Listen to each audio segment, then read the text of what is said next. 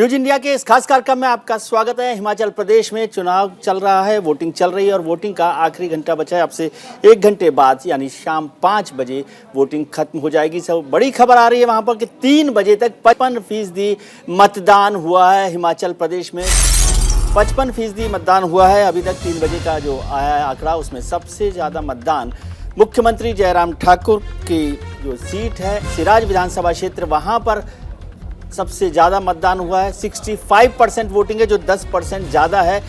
कुल हिमाचल का जो औसत वोटिंग है 55%, उससे ज़्यादा हुई है सिराज में, जो जयराम ठाकुर साहब का विधानसभा क्षेत्र है। 68 विधानसभा सीटों पर चुनाव जारी है, शांतिपूर्ण मतदान चल रहा है और अब सिर्फ 1 घंटा बचा है वोट के लिए, वोट डालने के लिए। शाम 5 बजे वोटिंग का काम खत्म हो जाएगा। 8 दिसंबर को चुनावों के नतीजे आएंगे। हिमाचल में 14वीं विधानसभा के लिए वोटिंग का काम जारी है। दोपहर 3 बजे तक 55% मतदान हुआ है। जयराम ठाकुर जो मुख्यमंत्री हैं, उनके विधानसभा क्षेत्र सिराज में अब तक सबसे ज़्यादा 65% वोटिंग हुई है। 412 प्रत्याशियों का फैसला होने वाला है। उनकी चुनावी किस्मत का फैसला होगा। शाम 5 बजे ईवीएम बंद हो जाएंगी और 8 दिसंबर को सुबह 8 बजे खुलेंगी। तब पता पड़ेगा कि हिमाचल में राज बदलेगा या रिवाज बदलेगा। इस पर हम चर्चा करेंगे कि क्या हो रहा है। लगातार मतदान चल रहा है, बेहतरीन तरीके से मतदान चल रहा है, शांतिपूर्ण मतदान है। 1 दिन में पूरी वोटिंग हो रही है हिमाचल में। इस समय भारतीय जनता पार्टी की सरकार है। 2017 में बनी थी सरकार। 68 सीटों पर वोटिंग हो रही है। हिमाचल प्रदेश में अक्सर माना जाता है कि जो वोट है वो सरकार के खिलाफ होता है, यानी हर बार सरकार की जो पार्टी है वो बदल जाती है। तो क्या इस बार बदलेगी? भारतीय जनता पार्टी ने कहा है कि इस बार राज नहीं रिवाज बदलेगा, जबकि कांग्रेस को उम्मीद है कि रिवाज नहीं बदलेगा, बदलेगा तो राज ही बदलेगा, यानी कि कांग्रेस को उम्मीद है। तो इस पूरे मसले पर चर्चा करेंगे, हिमाचल के मतदान पर, हिमाचल के पॉलिटिक्स पर चर्चा करेंगे। हमारे साथ जुड़ रहे हैं भारतीय जनता पार्टी के प्रवक्ता सतीश लखेड़ा साहब। सतीश जी, आपका बहुत बहुत स्वागत है। अब मतदान चल रहा है, शांतिपूर्ण मतदान हुआ है। आखिरी 1 घंटा बचा है। 65% वोटिंग हुई है सिराज विधानसभा क्षेत्र में, जो जयराम ठाकुर साहब का विधानसभा क्षेत्र है, और कुल मिलाकर 55% वोटिंग औसतन हुई है हिमाचल में। भारतीय जनता पार्टी ने इस बार नारा दिया कि रिवाज बदलेगा, लेकिन शाम 5 बजे तक और दिसंबर को 8 दिसंबर को सुबह 8 बजे तक कम से कम ये सवाल बना हुआ है कि राज बदलेगा या रिवाज बदलेगा। क्या सोचते हैं आप? तो विजय जी, आपने तो इतने इलेक्शन कवर किए हैं, आपका अनुभव है जी कि जिस तरह एक छोटा सा पर्वतीय क्षेत्र है हमारा हिमाचल प्रदेश जी, और वो विकास से जितना कोसों पीछे था, पूज्य अटल जी ने जब उसे विशेष राज्य का दर्जा दिया था कि केंद्रीय सहायता 90% और राज्य का अंश होगा 10%, उसको 2004 में केंद्र में कांग्रेस ने आते ही खत्म कर दिया। और जब 14 में प्रधानमंत्री मोदी जी केंद्र में आए और हिमाचल में वीरभद्र सिंह साहब की सरकार थी, कांग्रेस की सरकार थी, वो दर्जा फिर बहाल हुआ और उसके बाद वहां की विकास यात्रा शुरू हुई। और इसी जयराम ठाकुर सरकार में हमने 5000 किलोमीटर सड़कें इसलिए बना पाए कि प्रधानमंत्री मोदी जी ने 250 आबादी वाले गांव को भी प्रधानमंत्री ग्राम सड़क योजना से जोड़ने का संकल्प जो लिया था, आज 5000 किलोमीटर बनी है। हर खेत और बागान तक और जो सेब के बागान है वहां तक हमने पहुंचाने की कोशिश की है सड़क को। इसके अलावा एक छोटा सा राज्य है विजय जी, वहां हमारा बिलासपुर में एम्स तैयार हो गया है, 6 मेडिकल कॉलेज बन रहे हैं और ऊना में एक सैटेलाइट सेंटर बन रहा है पीजीआई का जी। तो पूरी तरीके से पूरे जो हिमाचल है उसको स्वास्थ्य की दृष्टि से आच्छादित कर रहे हैं।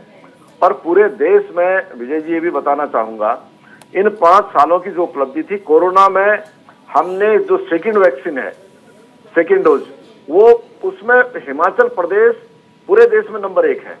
हर घर नल, हर घर जल में इतना दुर्गम प्रांत वो सबसे आगे है। और उसके अलावा हर घर में सिलेंडर दिया है, गैस सिलेंडर जी। इसलिए तो हम अपना रिपोर्ट कार्ड, ठीक है सतीश जी, आपने बहुत अच्छे से पूरी विस्तार से ये बात की और आपकी बात को नहीं मानने का कोई कारण नहीं है, मैं नहीं समझता। लेकिन मुझे ये नहीं समझ में आया कि जब इतना काम भारतीय जनता पार्टी की सरकार ने वहाँ किया, फिर भी पार्टी वहाँ पर लोकल इश्यूज से बचने की कोशिश कर रही है और नेशनल इश्यूज पर चुनाव लड़ रही है। पहला नेशनल इशू है कि प्रधानमंत्री मोदी जी के नेतृत्व में चुनाव हो रहा है, जयराम ठाकुर की लीडरशिप को लेकर आप आगे नहीं बढ़ रहे मोटे तौर पर। दूसरी बात, जो नेशनल इश्यूज हैं, आपने यूसीसी की बात की, फिर बात की कि अयोध्या में राम मंदिर का निर्माण आप करवा रहे हैं, उज्जैन में महाकाल का जो लोक है उसका निर्माण आप करवा रहे हैं, काशी कॉरिडोर का आपने निर्माण करवाया है। तो ये नेशनल इश्यूज़ पर जाने की ज़रूरत क्या है अगर लोकल सरकार ने लोकल इश्यूज़ पर इतना काम किया है तो? विजय जी, अगर हमारे राष्ट्रीय नेता जाएंगे और भारतीय जनता पार्टी की पूरे देश में सरकार है और पिछले 8 सालों से एक अच्छी सरकार का हम संचालन कर रहे हैं, हर क्षेत्र में हम आगे बढ़े हैं और स्वाभिमान के साथ आगे बढ़े जी। ऐसी स्थिति में हमें लगता है कि हमें अपनी उपलब्धियों को जनता के पास ले जाना है जी। और मुख्य धारा के साथ बहने वाला हिमाचल है। सबसे ज्यादा साक्षर केरला के बाद हिमाचल प्रदेश है। वहां के लोग अगर मुख्य धारा के साथ सोचते हैं, राष्ट्रीय मुख्य धारा भी उनके दिमाग में रहती है वोटों करते हुए, इसीलिए वहां भाजपा कांग्रेस दो ही पार्टियों का आज तक अस्तित्व रहा है। अन्य पार्टियां टूटी, नई पार्टी बनी, बाद में भाजपा कांग्रेस में ही मर्ज हो गई जी। इसलिए बड़े विनम्रता से मैं ये कहना चाहूंगा कि पिछले 5 साल में राज्य सरकार का जो संकल्प था, उसका बाद अभी जो हम अपना संकल्प पत्र लेकर आए हैं, उसमें हमने ईमानदारी से कहा है कि 95% काम हमने कर दिए हैं या वो पूर्ण होने की दिशा में है, बाकी पे हमारे प्रयास जारी हैं।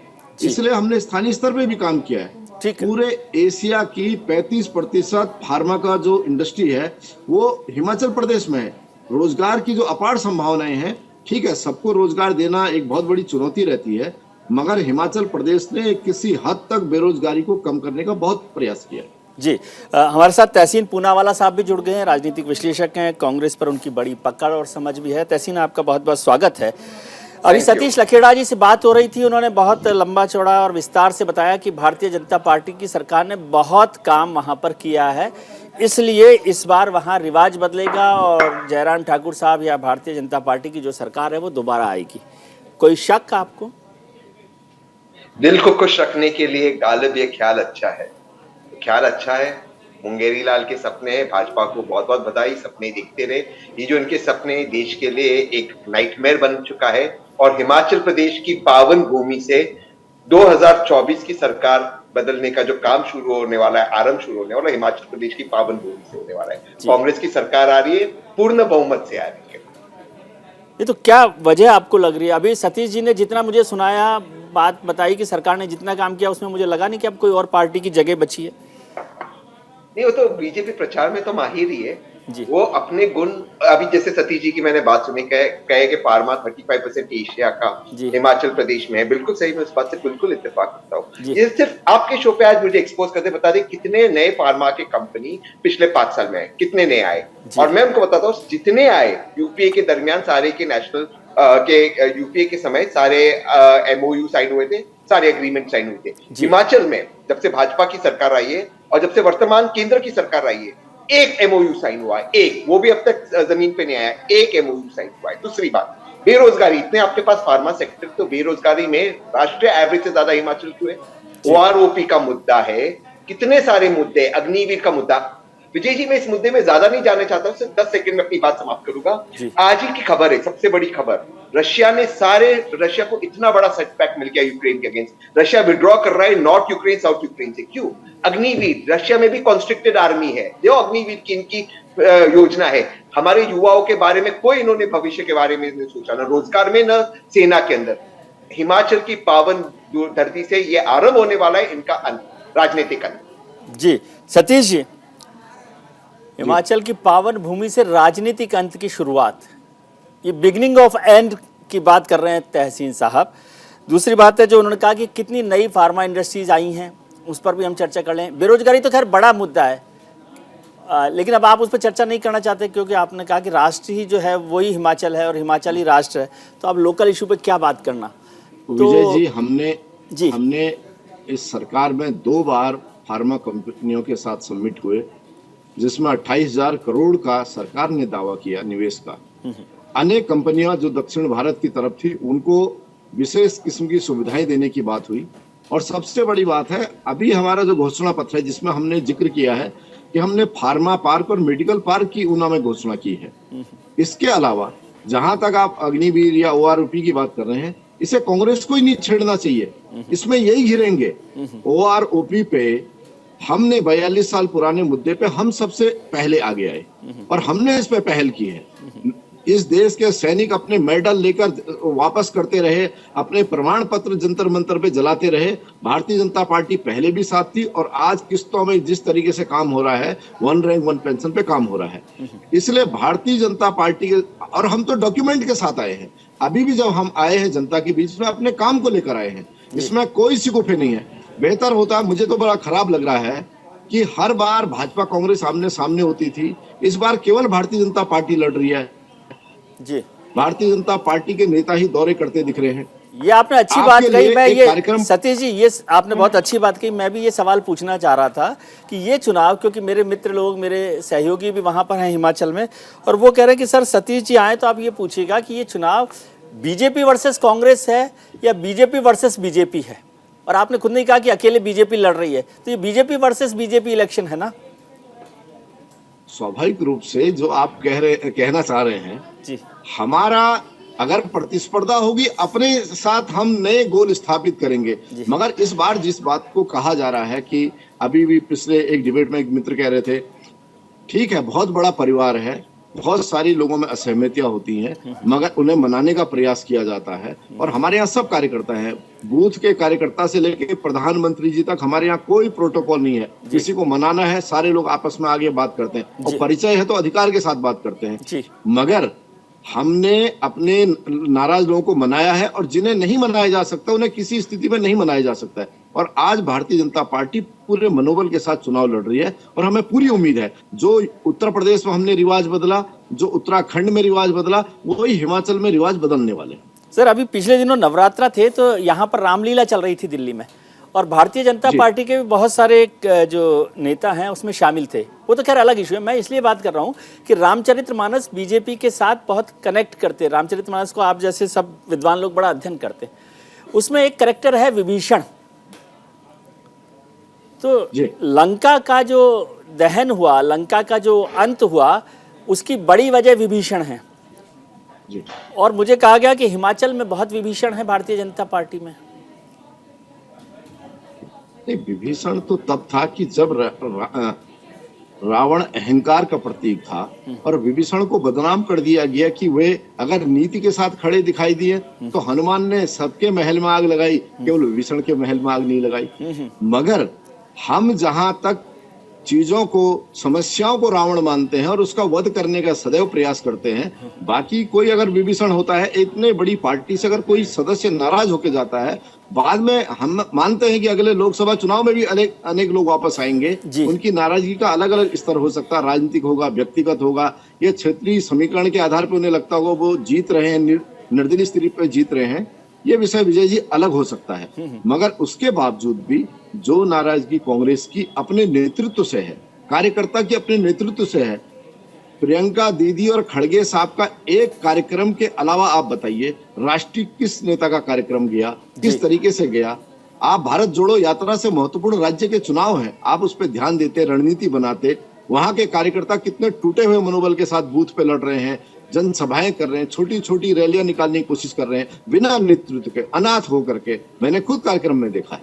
जी तहसीन साहब, देखिए एक बात जो जिसको लेकर कांग्रेस ने बड़ा वो किया, मजाक भी बनाया, प्रचार भी किया कि प्रधानमंत्री जी जो है एक उम्मीदवार के साथ बात कर रहे हैं, बागी उम्मीदवार से। तो इस बात को तो पॉजिटिव तरीके से देखना चाहिए कि इस देश का प्रधानमंत्री, या प्रधानमंत्री को छोड़िए, वो भारतीय जनता पार्टी के सबसे बड़े कद्दावर नेता हैं, वो अपने एक छोटे कार्यकर्ता से बात कर रहे हैं उसे मनाने के लिए। तो ये तो एक पॉजिटिव बात भी है ना, ये एक पार्टी की स्ट्रेंथ भी है कि एक सबसे बड़ा लीडर अपने सबसे छोटे कार्यकर्ता या उम्मीदवार के साथ बात कर रहा है, और यदि उसे मनाने की कोशिश कर रहा है या पार्टी के लिए फायदे की बात कर रहा है, तो इसमें क्या नुकसान है। आपके यहाँ से तो ज़्यादातर लोग इसीलिए चले गए कि पार्टी लीडर को फुर्सत नहीं थी अपने बड़े नेताओं के साथ बात करने की। नहीं, इसमें कोई गलत बात नहीं है। अगर वो बात संवैधानिक तरीके से इलेक्शन डेट में आपको पुल आउट करने से पहले होती, इलेक्शन डेट समाप्त हो गया था पुल आउट के लिए जी, फॉर्म भर लिए गए थे, अभी समय हो गया था खत्म कि आपको विड्रॉ करना है जी। विड्रॉल के डेट के बाद एक संवैधानिक प्रक्रिया में देश के सबसे बड़े संवैधानिक पद पे बैठे प्रधानमंत्री जी एक बागी को कह रहे आप कैंपेन मत करो, आप चुनाव मत लड़ो। वो तो भर लिया था ना फॉर्म। अगर ये डेट के पहले होता तो नहीं, वो आधे के बाद तहसीन जी, आदेश और समझाने में फर्क है ना, अपनी पार्टी के कार्यकर्ता को। नहीं तो क्या क्या आदेश, तो कल मैं अगर मान लो कल मैं प्रधानमंत्री बन गया देश का, उदाहरण के तौर पर मुझे अधिकार है कि देश के संवैधानिक जो डेट है उसका मैं उल्लंघन करूं। देखिए, अगर वो आदेश होता तो विड्रॉ कर लेते ना, आदेश होते तो विड्रॉ करते। क्या प्रधानमंत्री देश के संविधान से ऊपर है? क्या आप मानते हैं विजय जी? आप तो नहीं मानते। मैं ये कह रहा हूँ कि पार्टी के नेता के तौर पर अपने लोगों से बात करने में क्या बुराई है? देखिए विजय जी, मैं आपको एक चीज बोलता हूँ, आप या तो प्रेग्नेंट हो सकते हैं या तो आप प्रेग्नेंट नहीं है। आधा प्रेग्नेंट कोई नहीं होता। या तो प्रधानमंत्री जी ने कानून का उल्लंघन किया या तो ना किया। अगर डेट विड्रॉल के बाद प्रधानमंत्री किसी को कह रहे, विड्रॉल के पहले कर देते प्रधानमंत्री को, मैं खुद आपके शो पे तारीफ करता कि ठीक बात है, लेकिन विड्रॉल के डेट के बाद कर रहे, ये गलत है, संवैधानिक तरीके से गलत है। दूसरी चीज, सतीश जी ने मेरे सवाल का उत्तर दिया नहीं आपके दर्शकों को, क्योंकि मैं आपके नहीं, इससे जुड़ा एक और सवाल आप पूछिए तहसीन जी। मैं इसलिए कह रहा हूँ, आप ये सवाल जरूर पूछिए जो भी सतीश जी से पूछना चाहते हैं। इससे जुड़ा जो सवाल मैंने पूछा था उसका आपने जवाब नहीं दिया कि आपको यानी कांग्रेस पार्टी को ज्यादा अजीब लग रहा होगा क्योंकि वहां पार्टी का आवाज चली गई है। हेलो, आ रही है आवाज? मेरी आवाज मिल रही है? आपको आवाज मिल रही है? आवाज चली गई है। अच्छा सतीश जी, आप कुछ बोलना चाहते हैं? तब तक मैं तहसीन जी की आवाज के लिए देखता हूं। नहीं जी, हाँ, तहसीन जी कह रहे थे कि उनका बात करना जी। चुनाव चल रहा है, प्रधानमंत्री जी भारतीय जनता पार्टी के नेता हैं जी। उन्होंने लंबे समय हिमाचल में काम किया है और जब भी वो हिमाचल जाते हैं तो अंदर के भीड़ में बैठे अनेक वरिष्ठ लोगों को जानते हैं, उनसे बात करते हैं, पुरानी घटनाओं का जिक्र करते हैं जी। उसी में उन्होंने पुराने साथ में रहे किसी कार्यकर्ता से अधिकार पूर्वक कहा कि आप, और हर कार्यकर्ता का मानक है कि वो चुनाव में हो सकता बहुत वरिष्ठ हो मगर चुनावी दृष्टि से हो सकता है चुनाव न जीत रहे हो, उनके लिए दूसरी जिम्मेदारी हो और दूसरी जिम्मेदारी पर वो बहुत शानदार काम कर सकते हो। इसलिए पार्टी के अंदरूनी आधार पे पार्टी के वरिष्ठ नेता भी हैं मोदी जी और हमारे सर्वमान्य नेता हैं, उन्होंने अपने एक परिचित कार्यकर्ता से अधिकार पूर्वक अगर वो निवेदन कर रहे हैं तो इसको किसी भी तरीके से प्रधानमंत्री जी की तानाशाही से जोड़ के नहीं देखा जा सकता है। दूसरा, हम इसीलिए बार बार परिवार की बात करते हैं कि भारतीय जनता पार्टी एक परिवार है, यह एक परिवार की पार्टी है, इसीलिए यही अंतर हमें अलग अलग दिखाता है। और इस चुनाव में भी आपने देखा होगा कि अन्य पार्टियों ने पता नहीं क्यों पहले ही जमीन छोड़ दी, पहले उन्होंने चुनाव को कार्यकर्ताओं के भरोसे छोड़ दिया है और इस बार रिवाज वास्तव में इसलिए बदल रहा है कि इनका मनोबल इतना टूटा या कौन से कारण थे कि इनके सर्वमान्य नेताओं ने भी उधर आना नहीं समझा। सोनिया जी अस्वस्थ है, मैं उनका सम्मान करता हूँ, सोनिया जी बहुत ज्यादा प्रतिभाग नहीं कर सकती रैली में, मगर जिस तरह वो भारत जोड़ो में एक कदम गई थी, अगर वो शिमला में कार्यक्रम करती या धर्मशाला में आती या वर्चुअली एक संदेश भी देती तो बेहतर होता। तो पूरी तरीके से गांधी परिवार भी अलग हो गया है। मैं ये मानता हूँ सतीश जी है ना, सबकी चिंता करते हैं, लेकिन अब चुनाव के वक्त में आपको क्या चिंता करने की, कांग्रेस पार्टी क्या कर रही है, कौन आना था नहीं आना था, आपके लिए तो अच्छा ही है। सोनिया जी नहीं आई तो, राहुल जी नहीं आए तो, या अरविंद केजरीवाल साहब ने मैदान छोड़ दिया तो, आपका दिल मैं जानता हूँ बड़ा है, लेकिन अब छोड़िए दूसरी पार्टी की चिंता क्या करना, अपनी पार्टी की चिंता करें, वहां जो बागी हैं उनको मनाएं, फिर यदि चुनाव जीत जाए। जी तहसीन साहब, आपको यदि मेरी आवाज आ रही है तो आप जी अब आ रही है जी। मैं केवल एक सवाल आपके साथ जोड़ रहा था, फिर आप सतीश जी के साथ बात कीजिए। जो प्रधानमंत्री और कार्यकर्ता की बातचीत में मैंने कहा कि कांग्रेस पार्टी को ये बात इसलिए ज़्यादा अजीब लगती है कि कांग्रेस की लीडरशिप तो आम दिनों में कार्यकर्ता छोड़िए जो उनके बराबर के कद के, या बराबर सॉरी माफ़ कर दीजिएगा क्योंकि कांग्रेस में लीडर के बराबर कोई कद वाला नहीं है, दूसरे नंबर के जो नेता हैं उनसे बात करने की फुर्सत या वक्त नहीं होता लीडरशिप को, तो इसलिए आपको अजीब लगता होगा कि एक प्रधानमंत्री कद का उम्मीदवार नेता जो है कार्यकर्ता से बात करे। नहीं, बात करनी चाहिए। इस बात से मैं, अगर प्रधानमंत्री जी सिर्फ एक कार्यकर्ता से बात करते, मैं उनकी तारीफ करता, नो डाउट अबाउट इट, और करना चाहिए जी। सवाल वो नहीं है विजय जी, सवाल ये है कि जब एक इलेक्शन की प्रोसेस सरकार नहीं कराती, इलेक्शन कमीशन करती है, और हम सबकी अपेक्षा है, क्योंकि भारत एक लोकतांत्रिक जमहूरियत वाला मुल्क है, हम सबकी ये अपेक्षा है कि election commission will be independent election commission जब एक विड्रॉल का डेट दे दिया है, उस रिपेयर कैंडिडेट ने विड्रॉल के डेट के पहले अपना कैंडिडेचर विड्रॉ नहीं किया, उस डेट के एक्सपायर होने के बाद देश के सबसे बड़े संवैधानिक पद पे बैठे हुए इंसान अगर ये अधिकार से, इस हक से, इस थ्रेटनिंग टोन से कहता है मैं आपको कह रहा हूं आप विड्रॉ कीजिए, आप मत लड़िए चुनाव, ये सही है या गलत है? ठीक है, ये मॉरली और लीगली दोनों तरीके से गलत है। आप ये सवाल ठीक उठा रहे हैं, मैं इस सवाल पर नहीं जा रहा, लेकिन आप इस बहाने से मेरे सवाल का जवाब नहीं दे रहे। खैर छोड़िए, आप सतीश जी से क्या जानना चाहते थे? नहीं, आपके माध्यम से मैं, देखिए बार बार सतीश जी कहते प्रियंका जी अगर आती, प्रियंका जी ने तो कैंपेनिंग किया, काफी कैंपेनिंग की हिमाचल में कांग्रेस की सरकार आ रही है। और मैं आपको आज इस चीज का उत्तर मैं आपको दे देता हूँ क्यों कांग्रेस की सरकार आ रही है हिमाचल के अंदर। जी, हिमाचल के अंदर ये सारी कंपनीज है, फार्मा कंपनी, सतीश जी ने इसका जिक्र किया, विपकेयर, Ranbaxy, Cipla, Torrent, doctor Reddy's, Panacea, ऑस्पिन, एबल, एडली, काइजिन, एनरोज, लैंसर।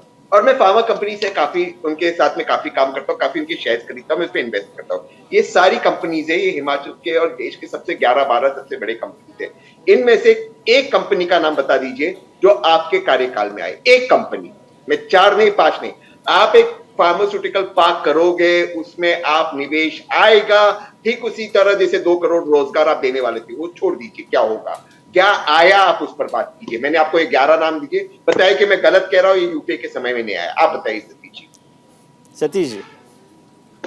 विजय जी, शुरुआती इनके कार्यकाल में जो पैकेज फार्मा कंपनियों को बिजली को लेकर के, इंडस्ट्री को लेकर के और वहां इंफ्रास्ट्रक्चर के लिए था, और आज हिमाचल औद्योगिक विकास निगम ने उस फार्मा सेक्टर को, उस क्षेत्र को कितना खूबसूरत बनाया। पहली चीज, जिस कारण उन्होंने आज जहां उनके पास एक प्लॉट थे, आज उनके कार्यों का विस्तार देखिए। हमारे कार्यकाल में उनकी कार्य क्षमता देखिए, और हमारे कार्यकाल में उन्होंने कितने कर्मचारी बढ़ा करके अपने अनेक यूनिटें यहाँ शिफ्ट की हैं। इसलिए तहसीन जी, इसलिए नहीं कि कोई हम नया आदमी आए और नया पैदा करके करे, सभी कंपनियों के हर जगह रहते हैं। क्या यहाँ की कंपनियां महाराष्ट्र या किसी और राज्य में जाती? हम कहते हैं हमने अच्छा वातावरण दिया, उद्योगों को बहुत सुविधाएं दी, और एक सिंगल विंडो उनको लाइसेंस की सुविधाएं दी, जिस कारण जयराम सरकार के बाद जिस तरह से काम बढ़ा हुआ है, आपके समय के और हमारे समय के उस बिजनेस के आंकड़े आप देखेंगे और उसका जीएसटी देखेंगे, सतीश जी, जमीन आसमान का अंतर मिलेगा। आपकी बात फिर मैं सही मानते हुए पूछ रहा हूं आपसे, मेरे को समझ कम आती है। परेशानी यह है, आपने कहा कंपनियों का विस्तार हुआ, मैंने मान लिया, लेकिन कंपनियों के विस्तार के बाद ये बेरोजगारी का विस्तार क्यों हुआ वहां पर? विजय जी, बेरोजगारी एक बड़ी समस्या है, मगर आप ये देखिए जिस तरीके से फार्मा क्षेत्र में कंपनियां आई होंगी, या एक बिलासपुर में एम्स आया है, 10-12 हजार लगभग क्षमता के रोजगार मिले हैं। ठीक है, विशेषज्ञ डॉक्टर कहीं के भी जा सकते हैं, टेक्नीशियन कहीं के जा सकते हैं, जो सामान्य पद हैं जिसपे स्थानीय स्तर पे ही मिलेगा। इतनी सड़कें बन रही हैं, इतना ऑल वेदर रोड बन रही है, पीएमजीएसवाई की बन रही है, 6 मेडिकल कॉलेज का निर्माण हो रहा है। जिस तरह पूरा हिमाचल बदल रहा है, जितने विकास के काम हो रहे हैं, केंद्रीय योजनाओं में जिस तरीके से हिमाचल सबसे अग्रणी है, ये इसीलिए है कि कुछ लोग काम कर रहे हैं धरातल पे। ठीक है, इस पर चर्चा जारी रखें। ये बिलासपुर का जिक्र आप बार बार कर, बिलासपुर वही है जहां एम्स बन रहा है, जो नड्डा साहब के इलाका है। अवश्य सर, आपसे ज्यादा परिचित कौन होगा। ठीक है, तो इस पर ब्रेक पर चलते हैं, अभी चर्चा जारी रखेंगे। ब्रेक का वक्त है, ब्रेक के बाद तुरंत लौटते हैं और हिमाचल पर चर्चा करेंगे। हमारा विद्वत पैनल सतीश लखेड़ा जी और तहसीन पूनावाला जी हमारे साथ जुड़े हुए हैं, मेरे सहयोगी भी हमारे साथ जुड़ेंगे। चुनाव का, वोटिंग का सिर्फ आधा घंटा बचा है, जुड़े रहिए हमारे साथ, तुरंत लौटते हैं।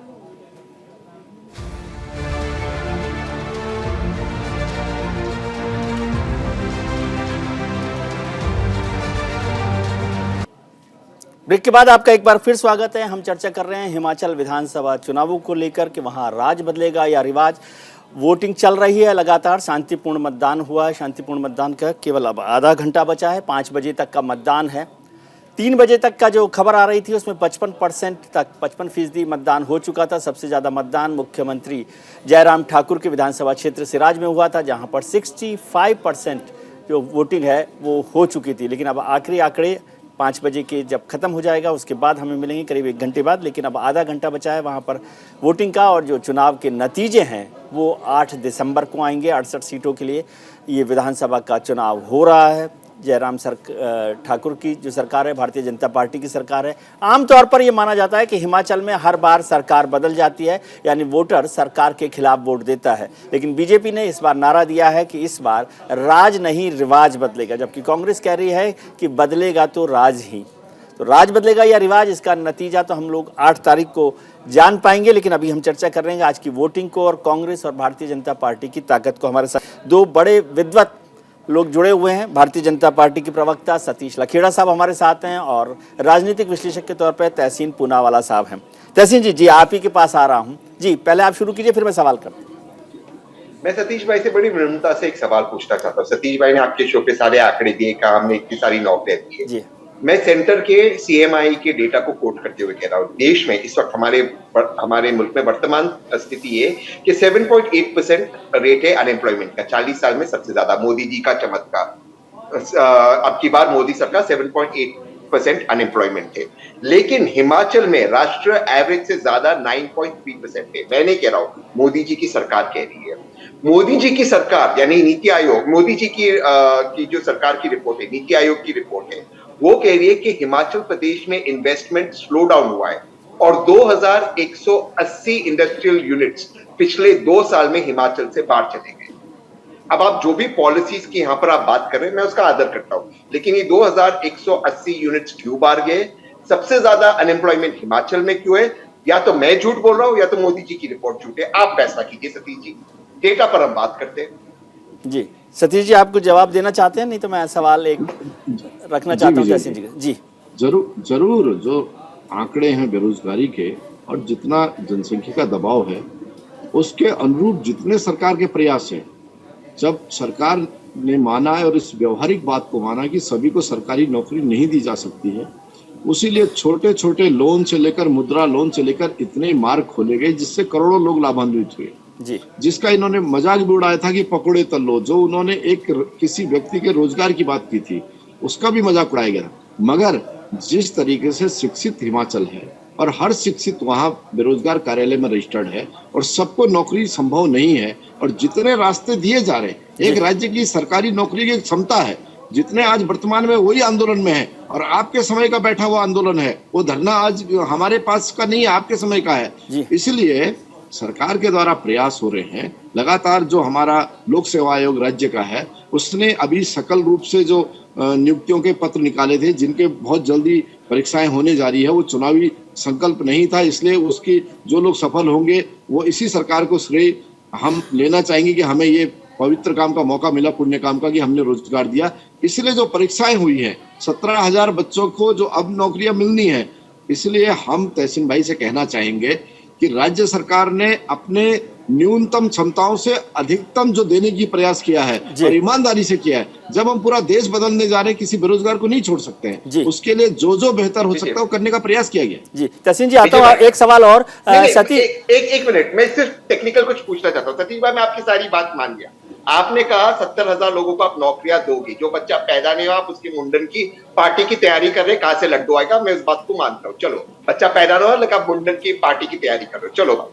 लेकिन मेरा आपसे जो स्पष्ट सवाल था कि 9.2% अनएम्प्लॉयमेंट आज की तारीख में, वर्तमान में, आपने कांग्रेस का उदाहरण दिया। कांग्रेस के समय में सरकार के आंकड़े, मोदी जी के आंकड़े, सब आप विजय जी मुझे फैक्ट चेक करना, 4.2% था, यानी अब ये हुआ है 9.2, 5% बढ़ा है। आपके पिछले 5 सालों में 2180 यूनिट बाहर चले गए पिछले 1-1.5 साल के अंदर। आप इसका उत्तर नहीं दे रहे। चलो, इसमें और एक चीज में जोड़ देता हूं सर। मेरा इसमें और एक आपसे जो जुड़ना ये है साहब, कि अगर आप ये नौकरियां दे रहे हैं अगले 2-3 साल में, पिछले 2-3 साल में आपने क्यों नहीं दिया ये नौकरी? बस आप इसका उत्तर दे दीजिए, फिर मैं आपसे आगे का सवाल पूछता हूँ। आप तहसीन भाई, इस बीच जितना काम उस राज्य में हुआ और उन काम में जो स्थानीय स्तर पे लोगों ने काम किया, वे कौन लोग थे? वे असंगठित क्षेत्र के हो सकते हैं, वे रोजगार पाने का उनका मानक कहीं रजिस्टर भले ही ना हो, मगर जिस तरीके से स्थानीय स्तर पे काम पैदा हुआ, वो काम करने वाला बाहर का व्यक्ति नहीं आया जी। और यही पूरे देश का आंकड़ा है, ये पूरे देश की स्थिति है। और सबसे बड़ी विनम्रता से मैं कहना चाहूंगा कि ये आंकड़ों की बात, ये पूरे देश के डेटा इकट्ठे होके जो आज आप बता पा रहे हैं, ये किस कार्यकाल में हुआ? आज तक तो आप विदेश की रिपोर्टों पे कृपा पे जीते थे, मगर आज हमने हर चीज का ईमानदारी से, पारदर्शी तरीके से आधुनिकीकरण किया है। आईटी के माध्यम से आपको एक उंगली पे सारी चीजें मिल रही है, और हम इस चीज का स्वीकार कर रहे हैं, बेरोजगारी स्वीकार कर रहे हैं, मगर उसके लिए रास्ते भारतीय जनता पार्टी ही निकालेगी। ठीक है सतीश जी, एक सवाल मेरा आपसे एक सवाल है विजय जी एक सेकंड, मैं आपसे पूछना चाहता हूँ, आप एक बहुत वरिष्ठ पत्रकार हैं, आप जानते हैं मैं आपकी बहुत रिस्पेक्ट कर रहा हूँ, आपका बहुत लंबा करियर रहेगा, क्या पहली बार अनएम्प्लॉयमेंट डेटा आ रहा है कि यूपीए के समय मोदी नेहरू जी के समय से नहीं आता था, ये मोदी जी ने नया चमत्कार किया? क्योंकि मैं नहीं जानता हूँ, मेरी जानकारी कम है और शायद दर्शकों की। इसमें तहसीन जी, विजय जी मैं बोलना चाहूंगा, विजय जी मैं कहूंगा इसमें जी, विजय जी जी जी, मैं आंकड़ों की बात, इन विभागों की बात नहीं कर रही थी, वो जारी करते थे, उनका काम जारी करना था, चुनाव आयोग होता था, एक लाइन बता देता था, ये आज परिवर्तन हुआ। सतीश जी आप भी जानते हैं, तहसीन जी भी जानते हैं, मैं दूसरा सवाल कर रहा हूं, इसको छोड़ दीजिए, सब लोग जानते हैं।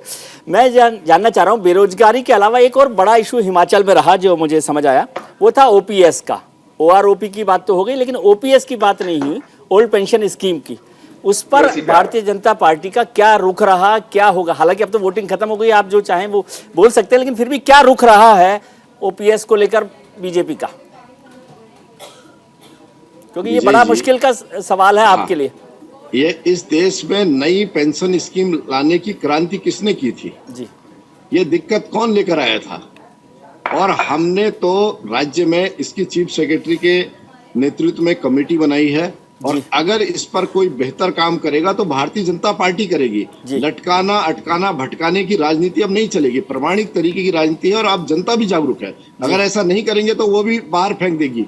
इसलिए जो इनके पाप हैं उसको भी हम धो रहे हैं, और वो भी प्रमाणिक तरीके से हिमाचल की जनता ही नहीं, पूरे देश में जो इस तरह की समस्या होंगी उसका निराकरण भी भारतीय जनता पार्टी करेगी। जी तहसीन साहब, इसमें मैं बोल दूं जी, old pension scheme, no if no but, ये कमिटमेंट है, प्रियंका गांधी वाड्रा का कमिटमेंट है। और मैं आपके शो पे बहुत बड़ी बात कर रहा हूँ, जब कांग्रेस की सरकार बनेगी, अगर ओल्ड पेंशन स्कीम उन्होंने लागू नहीं किया तो मैं स्वयं आपके शो पे आपसे माफी मांगूंगा। Old pension scheme game changer है और कांग्रेस इसे लागू करेगी। इसकी मैं आपको वजह बता दूं साहब, 2.5 लाख एम्प्लॉइज है जिनका पैसा इस वक्त वर्तमान सरकार क्या कर रही है, उनका पैसा जा रहा है प्राइवेट लोगों के पास, प्राइवेट बैंक, प्राइवेट। अब आप जानते हैं इकोनॉमिक कोलैप्स होती है, कल ही आपने देखा, कल या परसों कितना विड्रॉल हो गया हमारे एफआईआई की वजह से। कौन ये रिस्क लेगा?